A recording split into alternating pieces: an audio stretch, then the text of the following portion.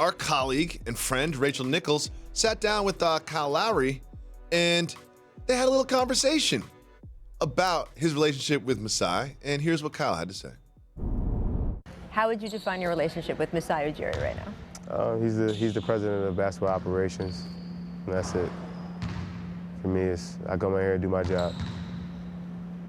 That's an answer that leaves a lot of room for interpretation. He does his job, I do my job, right? That's what you do. That's where you guys stand. That's where we stand.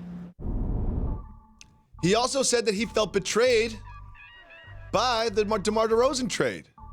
What does that statement from Lowry tell you? I don't like it because the lines get blurred so many times in business versus what's personal. And I know what DeMar DeRozan put into being a Toronto Raptor, re-signing with the team. Yep. He's the second most productive player in the history of the franchise behind Vince Carter. The impact that he's had for that franchise. And so I understand that he wanted to continue to play there. I understand that Masai told him that he was not looking to move him. But as somebody that got moved a couple of times, when I got traded from Indiana to Chicago, worst record in the league, buried me. They didn't bury him. He got traded to the Spurs. Yeah, that's a good point. He got traded to arguably one of the greatest coaches of all time in any sport. It just so happened that they have injuries. They lost DeJounte Murray, their starting point guard, and then they lost Walker, a first-round draft pick. They lost their future in the backcourt due to injury. This is not a true microcosm of who the Spurs are. So for Kyle, who got a big deal from Masai, if they wanted to trade Kyle Lowry, do you think they have a lot of suitors at that salary? Not a lot, but they're suitors. Okay. Especially the way he's been playing this year. Correct. So this is a relationship, a business one, as he acknowledged, but also from a personal standpoint, it kind of did look out for you.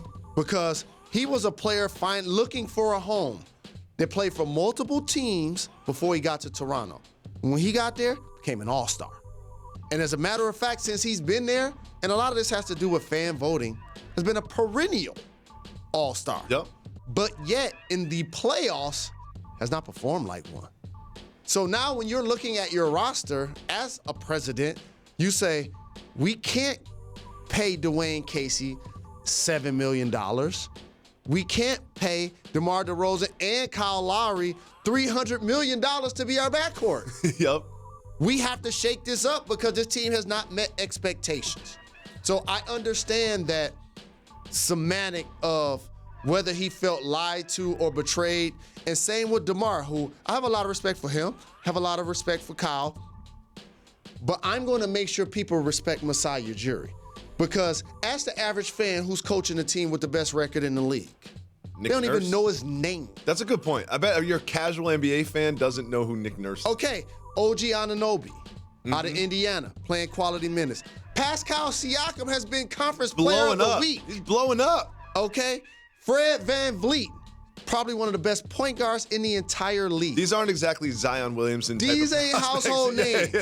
Serge Ibaka, they told him after last year, instead of playing the 4, we're going to play you small ball 5. You know what other domino that means? Valanciunas, you now come off the bench. Valanciunas, when he subs in, sometimes like, oh, I forgot Valanciunas is on his team. If you can add 2 champions, one is a top flight player in Kawhi Leonard, and the other one is Danny Green, a 3-and-D guy, and you got to give up DeMar DeRozan. Guess what? Everybody does that deal. Very, very quickly. I think a lot of people forget that Danny Green was involved. Like, I would swap, DeMar, you would think that DeMar DeRozan would be enough to land Kawhi Leonard, but they're like, no, we need Danny Green too. Because he's in the final year of his contract. So you're taking a risk. So here's the win-win for the Raptors. Have a successful season, hope to make the finals, do something you've never done. And if Kawhi leaves, you didn't have to pay Casey, you don't still have DeMar's salary, and you can actually rebuild your team. He stays, you keep Kawhi, obviously.